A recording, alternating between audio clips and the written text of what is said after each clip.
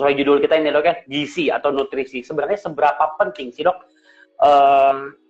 asupan gizi atau nutrisi khususnya untuk lansia?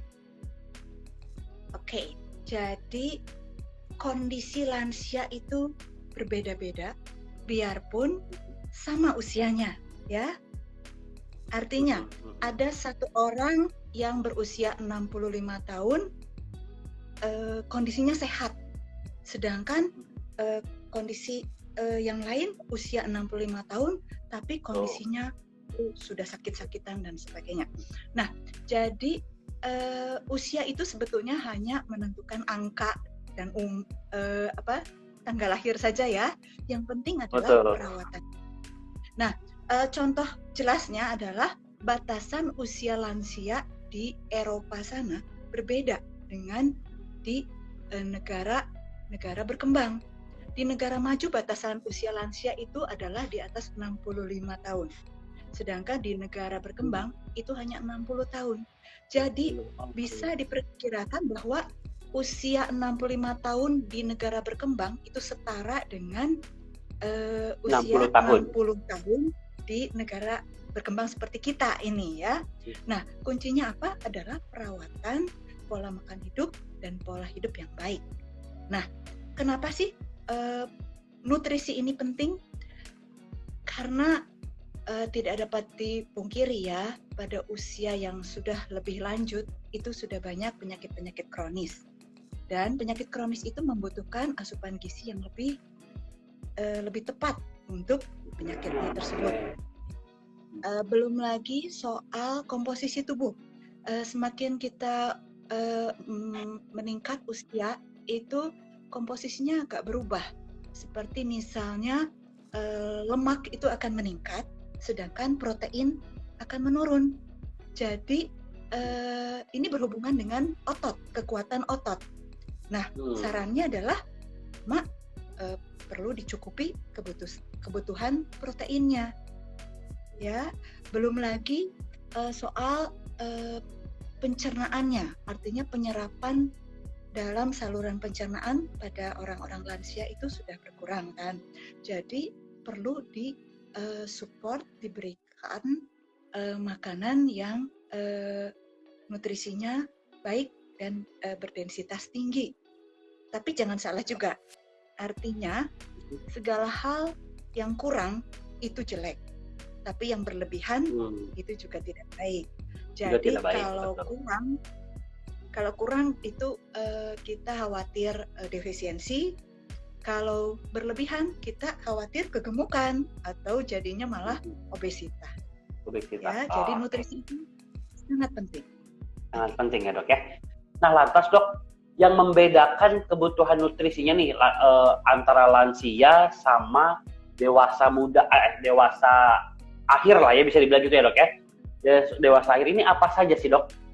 Selain tadi misalnya dari kebutuhan proteinnya atau yang lain? Oke, saya lebih spesifik lagi berarti ya. Jadi pada lansia kan umumnya sudah ada penyakit-penyakit kronis yang diderita, seperti misalnya diabetes mellitus, darah tinggi, hipertensi, atau bahkan penyakit ginjal kronis. Nah, ini tuh perlu disesuaikan dengan kondisi masing-masing penyakit. Jadi itu akan membedakan dengan dewasa muda yang belum menderita penyakit. Ditambah lagi ya soal tadi itu ya, lansia itu aktivitasnya sudah banyak berkurang ya Pak ya. Jadi kalau usia muda itu kebutuhan kalorinya itu akan banyak dipakai juga untuk bekerja, untuk beraktivitas. Nah, kalau pada usia tua itu kan aktivitas mungkin ada tapi sudah jauh berkurang. Untuk pekerjaan secara fisik itu relatif sudah tidak digunakan. Nah, itu butuh penyesuaian. Jadi jumlahnya itu tidak bisa disamakan dengan pasien-pasien yang masih usia produktif begitu. Ya, sebenarnya apa saja dok yang harus diperhatikan atau apa saja yang menjadi prinsip atau tips ya pemberian gizi atau makanan untuk lansia. Oke, jadi pemberian makanan untuk lansia itu pertama-tama harus disesuaikan dengan penyakit dasarnya. Jika ada diabetes, itu harus disesuaikan pola makanannya dengan penyakitnya. Kalau ada hipertensi, itu juga sama. Kalau ada penyakit ginjal, itu juga sama. Artinya tidak bisa dipukul rata. Kalau diabetes, pastinya kita harus membatasi jumlah karbohidrat yang simple. Artinya seperti gula, sirup, permen, dan sebagainya itu kan harus dibatasi. Sedangkan untuk yang hipertensi, kita harus batasi jumlah asupan garam. Sedangkan untuk yang penyakit ginjal, nah ini serba kontroversial ya Pak ya. Tadi saya katakan bahwa protein harus banyak, udah lansia karena takutnya ototnya mengecil dan proteinnya kurang. Tapi untuk lansia yang penyakit ginjal kronis itu harus kita pertimbangkan lagi. Nah, secara umum untuk gizi lansia prinsipnya adalah kalori itu disesuaikan dengan aktivitas. Ini dikurangi dibandingkan dengan usia-usia produktif. Tapi yang harus dipenuhi adalah protein, kemudian karbohidratnya tolong dipilih untuk yang jenis kompleks seperti nasi merah, singkong dan sebagainya. Kemudian serat buah-buahan itu harus cukup, sumber kalsium itu juga harus cukup. Dan setiap kali makan itu makan besar ya, setiap kali makan besar itu tolong dalam satu piring itu kalau seandainya diimajinasikan itu piring itu bulat ya, kita bagi dua, yang separuhnya itu berisi sayur-sayur dan buah untuk mencukupi kebutuhan serat dan vitamin. Sedangkan setengah bagian piring yang lain, 2/3-nya itu berisi makanan pokok yang tadi saya bilang, itu karbohidrat kompleks, bisa nasi, bisa singkong, jagung, dan sebagainya. Sedangkan 1/3-nya itu adalah jatahnya untuk protein dan lemak, yaitu dari protein sumber hewani dan sumber nabati, misalnya saja telur, daging, ayam, ikan. Sedangkan sumber nabati kita tahu tempe, tahu, dan kacang-kacangan. Secara umum demikian. Kemudian soal tips untuk makannya itu karena lansia itu sudah banyak hambatan ya. Artinya tolong disajikannya dalam bentuk yang mudah disantap, disajikan dalam bentuk hangat dan tidak menyulitkan lansia untuk mengunyahnya. Porsi berarti bisa yang lembut ya dok ya? Porsi itu jangan sekaligus banyak, tapi lebih baik sedikit-sedikit tapi ada beberapa kali, yaitu jatahnya 3 kali makan berat dengan 2 kali selingan. Kemudian soal itu ya, makan itu ada yang kebiasaannya sambil lari-lari, sambil nonton TV, itu tidak boleh ya. Jadi sebaiknya makan itu duduk tenang di meja makan. Dan saat makan itu jangan sambil bicara. Karena apa? Karena ternyata lansia itu mudah tersedak. Jadi otot-otot penelannya sudah mengalami kemunduran, jadi mudah tersedak. Jadi jangan sambil ngobrol. Ya, kalau makan itu baik sekali kalau ditemani oleh putranya, oleh cucunya. Tapi selama makan dan mengunyah, tolong jangan diajak ngobrol dulu. Jadi sebenarnya kalau cemilan buat lansia itu bisa apa aja sih dok? Supaya nggak bosen nih, gitu kan? Karena kalau misalnya, aduh, ini lagi bosen gitu. Oke, jadi cemilan-cemilan itu sebetulnya cemilan yang tadi Pak Ruli bilang, keripik, kerupuk, cilok, cireng dan sebagainya itu tinggi gula dan tinggi garam. Jadi ya, jadi lansia tolong cemilan-cemilan yang disebutkan oleh Pak Ruli itu agak sedikit dijauhkan, dikurangi gitu ya. Ya. Nah, artinya kalaupun kepingin jangan sering-sering, gitu ya. Ya sekali-sekali, jarang-jarang ya boleh. Tapi cemilan yang paling baik kalau saya ditanya adalah buah-buahan, ya, buah-buahan segar yang dipotong-potong, buahnya yang jangan terlalu keras ya, seperti pepaya atau pisang begitu ya. Jangan dikasih salak atau buah-buah yang keras lah ya Pak ya. Keras ya. Oke. Bisa juga makanan-makanan yang syarat gizi seperti misalnya bubur kacang hijau, kemudian parut singkong, itu cukup baik buat lansia.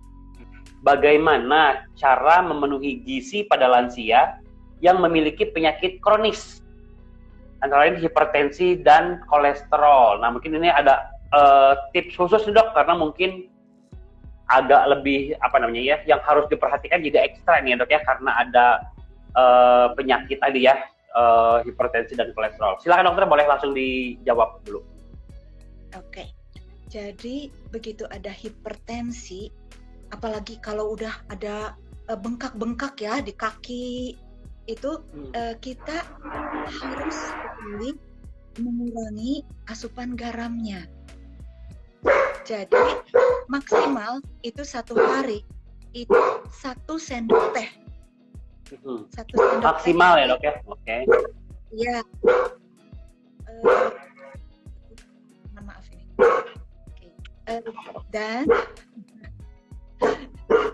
jadi kalau ada hipertensi, tolong cemilan-cemilan yang seperti Pak Ruli bilang itu tolong jangan sering-sering, dan asupan garamnya itu dibatasi, dan makanan yang judulnya asin itu tolong dikurangi, kalau bisa dihindari.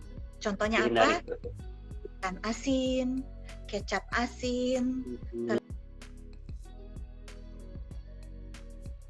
telur asin, dan makanan-makanan yang berpengawet seperti misalnya dendeng, kemudian ikan asin udah tadi saya sebut ya, ikan asin, kemudian makanan-makanan kalengan itu juga tinggi kadar garam. Jadi diusahakan makanan itu yang segar, disajikan hangat dan fresh gitu. Oke. Nah, kalau untuk kolesterolnya dok, apakah ada khusus juga dok, atau gimana dok? Jadi untuk kolesterol, saran saya itu berhubungan dengan kondisi saat ini ya. Pemerintah saat ini sedang langka minyak goreng nih Pak. Minyak goreng, oh iya ya.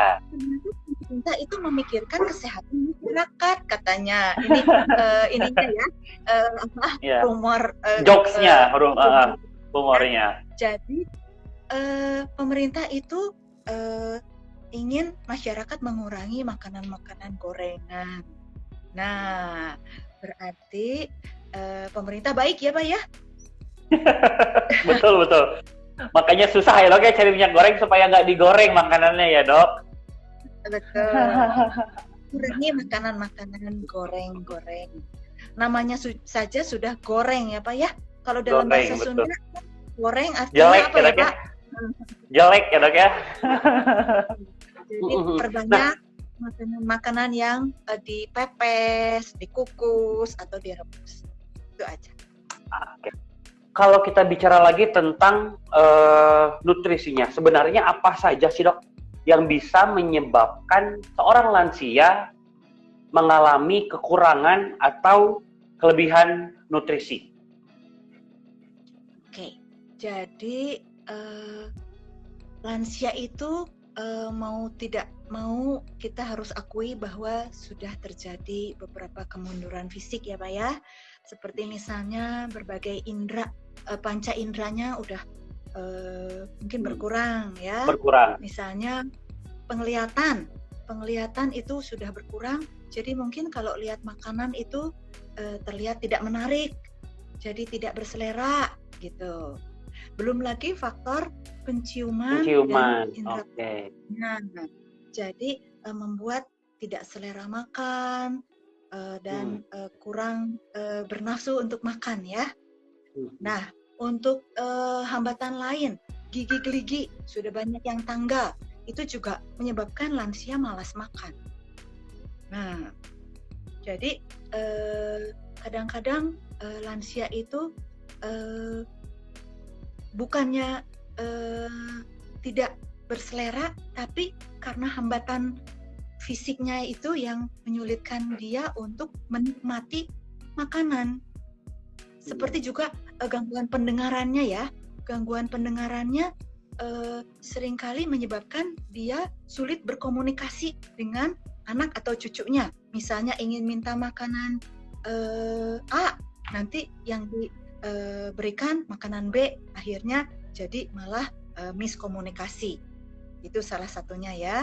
Kemudian masalah faktor itu juga lingkungan, misalnya juga faktor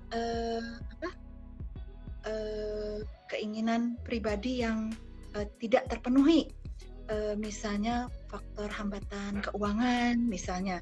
Jadi mungkin kan bergantung pada anak cucu, sehingga makanan-makanan yang diinginkan itu belum bisa terpenuhi. Atau juga hambatan fisik yang lain, seperti misalnya dia mengalami kegemukan sehingga tidak pede kalau ketemu teman-teman atau orang-orang yang sebetulnya dia pengen jumpai gitu. Tapi karena dia mengalami keterbatasan fisik, itu dia jadi merasa tidak pede lah ya. Itu mungkin berbagai sebab menjadi hambatan lansia memperoleh nutrisi yang baik. Ya. Yang baik ya. Risiko apa aja sih dok yang mungkin muncul pada lansia tersebut? Iya, makasih. Jadi kalau asupan nutrisi kurang atau tidak mencukupi, itu risikonya adalah zat-zat penting untuk membentuk sistem pertahanan tubuh, sistem imun itu berkurang kan. Jadi daya tahan tubuhnya pun akan berkurang. Kalau daya tahan tubuh berkurang berarti kemungkinan mendapat infeksi itu akan lebih besar. Dan kalau sudah sakit, kalau kurang nutrisi yang baik, itu kalau sudah sakit itu sulit jadi sembuh. Dan kalau sulit sembuh, itu otomatis berhubungan dengan biaya yang lebih besar lagi. Nah, jadi diusahakan bahwa lansia itu dicukupi kebutuhan nutrisinya. Kuncinya betul tadi yang Pak Ruli bilang ya. Jadi kita sabar dan cinta mendampingi orang tua kita. Jadi dengan segala keterbatasannya, kekurang pendengarannya, mungkin kita lebih sabar, lebih bisa merasakan kebutuhan-kebutuhan mereka. Kira-kira ada hal lain apa sih dok yang harus kita lakukan atau harus kita perhatikan untuk bisa tetap menjaga kesehatan bahkan sampai di usia lanjut? Oke, ya tadi Pak Ruli sudah mengatakan ya, kita harus melihat contoh penduduk Okinawa tadi ya. Jadi bukan hanya makanan, tapi juga pola hidup. Betul. Jadi ada 4 pilar utama untuk hidup sehat. Yang pertama memang pola nutrisi yang baik. Yang kedua adalah aktivitas atau olahraga. Yang ketiga adalah istirahat yang cukup. Jadi istirahat yang cukup juga sangat penting ini untuk lansia. Yang keempat adalah aspek spiritual. Seperti yang tadi di Okinawa, mereka senang bertemu dengan teman-teman seusianya, mereka senang berkumpul, mereka senang tersenyum, senang berkomunikasi, selain komunikasi juga dengan Sang Pencipta yang di atas. Jadi aspek doa, aspek keagamaan itu juga penting. Jadi 4 pilar itu sebaiknya dipenuhi. Kira-kira aktivitas fisik apa sih dok yang bisa sesuai atau bisa dilakukan sama lansia? Karena kan kita nggak mungkin dok, ayo kita ajak ke gunung, kayaknya nggak mungkin ya dok ya. Angkat beban, ke fitness Angkat gitu beban. ya, jangan. Ya, nggak bisa ya dok ya. Kira-kira apa aja dok? Oke, jadi pertama-tama aktivitas fisik harus dibedakan dulu dengan olahraga ya. Aktivitas fisik itu adalah kegiatan sehari-hari yang bisa menyebabkan kita memakai energi. Seperti misalnya memindahkan perabot, berkebun, kemudian membersihkan, menyapu halaman, itu juga baik untuk dikerjakan oleh lansia. Kemudian untuk olahraga, itu olahraga adalah suatu kegiatan yang secara khusus kita luangkan waktu untuk itu. Dan olahraga apa yang paling olahraga yang menyenangkan hati kita, yang cocok untuk kita. Kalau cocoknya berjalan, senang berjalan, silahkan. Yang disesuaikan dengan kemampuan si lansia. Jangan terlalu muluk-muluk ya Pak ya. Jadi pengen naik gunung seperti yang Pak Ruli tadi bilang, atau mau bodybuilding, ke fitness gitu. Jangan muluk-muluk, tapi disesuaikan dengan kondisi. Berjalan di jalanan datar, atau bersepeda yang santai, atau dansa bisa juga. Tapi kuncinya tolong dampingi lansia saat melakukan olahraga. Jadi jangan sampai lansia dibiarkan jalan sendiri, terserah deh. Sendiri ya dok ya. Olahraga gitu ya. Tolong didampingi. Dan sebelum mulai itu didahului dengan stretching, peregangan, dan nanti diakhiri dengan pendinginan. Waktunya kurang lebih sih setengah jam juga cukup. 5 kali seminggu, diusahakan 5 kali seminggu, tapi kalau 3 kali seminggu pun itu sudah baik. Baik kira-kira. Jadi kuncinya yang cocok dan sesuai untuk masing-masing. Jadi jangan dipaksakan. Lansia yang nggak suka berenang dipaksa berenang. Ayo, karena ini bagus gitu ya. Jangan seperti itu. Pesan penutup untuk para viewers kita di siang hari ini dokter. Silakan dok. Oke, terima kasih. Pesan saya, kesehatan bukan segala-galanya. Tapi segala-galanya tanpa kesehatan itu tidak ada artinya. Uang yang banyak, harta berlimpah, tapi kalau tidak sehat itu tidak akan kita bisa menikmati hidup. Jadi jagalah kesehatan. Bukan hanya saat nanti, saat kita lansia, tapi kesehatan itu harus dipupuk sejak muda, dijaga dan dirawat sejak muda. 4 pilar itu, pola hidup, pola makan yang baik, aktivitas, istirahat yang cukup, dan aspek spiritual, keempatnya itu tolong dijalankan dengan seimbang supaya kita tetap sehat. Itu saja dari saya. Terima kasih banyak untuk kesempatan. Terima kasih dokter, selamat beraktivitas dok. Terima kasih, salam sehat ya dok.